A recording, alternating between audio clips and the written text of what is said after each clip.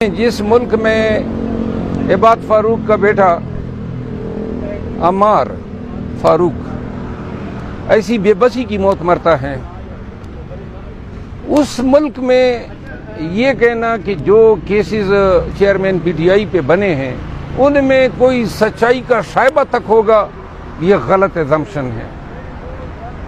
कल बच्चे की मौत ने हमारे इस बदनुमा दागदार निज़ाम को एक्सपोज कर दिया।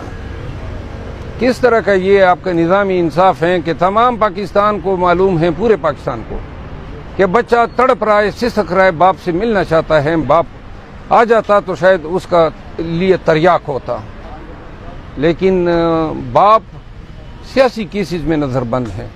ये 9 मई के वाक़यात जिस पे पूरे पाकिस्तान को जहन्नम बना दिया गया है और बाप को मिलने नहीं दिया गया, बच्चे पे तरस नहीं खाया गया, वो ईड़ियाँ रगड़ रगड़ के मर गया।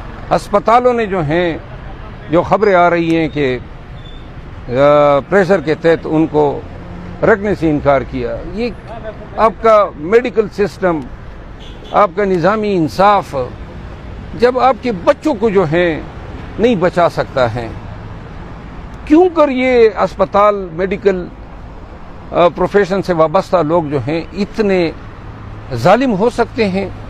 ये तो इंतहाई आला दर्जे की प्रोफेशनल मिसकंडक्ट हैं उन डॉक्टर्स की, और चाहिए कि इनको पीएमडीसी में सू किया जाए, इनके लाइसेंस तक मनसूख हो सकते हैं। फिर पुलिस को देखें, इसके बाप को तोड़ने के लिए, प्रेस कॉन्फ्रेंस कराने के लिए पहले इसके वालिद साहब को उठाते हैं, फिर इसकी माँ को उठाते हैं, फिर इसकी दादी को उठाते हैं। ये क्या है, कोई समझ सकता है? इन केसेस में हमारे वर्कर, हमारे चेयरमैन, हम सब लोग जो हैं ऐसे केसेस में जो हैं पाबंद सलासिल हैं। आप फाइट करो इन केसेस को, फाइट करो इस निज़ाम को, फाइट करो इन लोगों से। डॉक्टर जो हैं वो अपने असूलों पे खड़ा नहीं है, पुलिस वाला जो है वो जो है घुटने टेक चुका है, और इस निज़ाम ने बता दिया ना, पूरे पाकिस्तान कल से रो रहा है।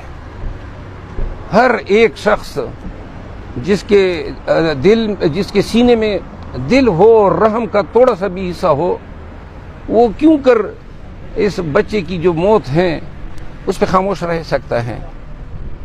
तो ये एक बच्चे की मौत नहीं है, ये एक स्टोरी, एक कहानी है। ये पूरा चेहरा, मकरू चेहरा बता रहा है आपके पाकिस्तान का, कि कितने बदनुमा और दागदार चेहरे के साथ जो हैं हम अपने बच्चों तक को जो हैं बचा न पाए। यानी हद होती है जुल्म की भी और जबर की।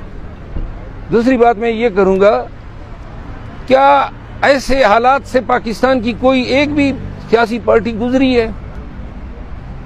मरियम नवाज ने बयान दिया है कि ये लोगों की हकूक